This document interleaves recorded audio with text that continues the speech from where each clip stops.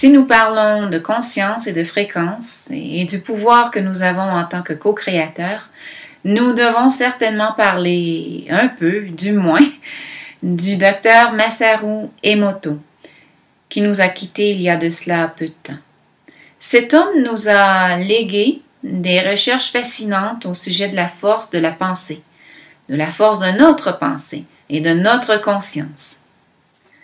Le docteur Emoto possédait un doctorat de l'université de Yokohama en médecine alternative. Lui et son équipe ont prouvé que l'eau est réceptrice de conscience et qu'elle est conscience, et qu'elle réagit à la musique, aux pensées, aux paroles, aux vibrations émises par des images. Et plus précisément, ils ont mis au point une méthode par laquelle il leur était possible d'observer des cristaux d'eau gelés, soumis à divers types de fréquences et de les prendre en photo. Ils ont donc entrepris un travail fascinant. En recevant les fréquences, les cristaux d'eau s'expriment différemment. Ils nous donnent une représentation graphique des fréquences émises et reçues, mais également, dépendant de sa provenance et des éléments qui la composent, l'eau nous donnera un message. De par les patrons qu'elle nous présente, elle nous dira si les éléments qui la composent sont de haute fréquence ou pas.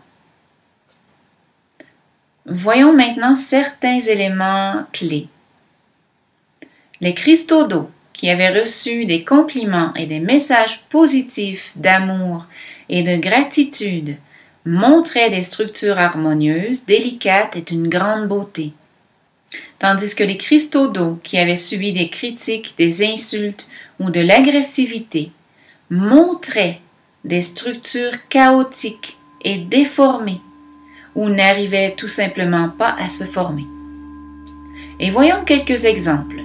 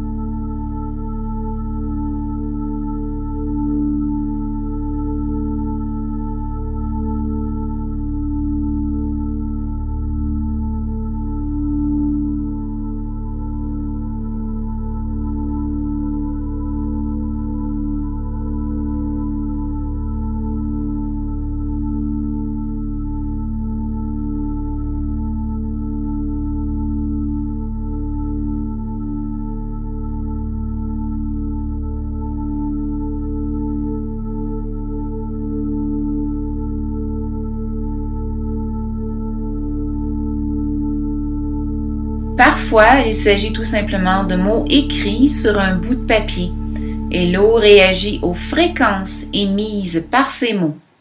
Rappelez-vous, ou rappelons-nous, tout est fréquence, tout est interrelié, il n'y a pas d'espace vide. L'équipe du docteur Emoto a effectué d'autres études concluantes au sujet du pouvoir de la conscience sur la matière, puisqu'il a expérimenté sur autre chose que des cristaux d'eau.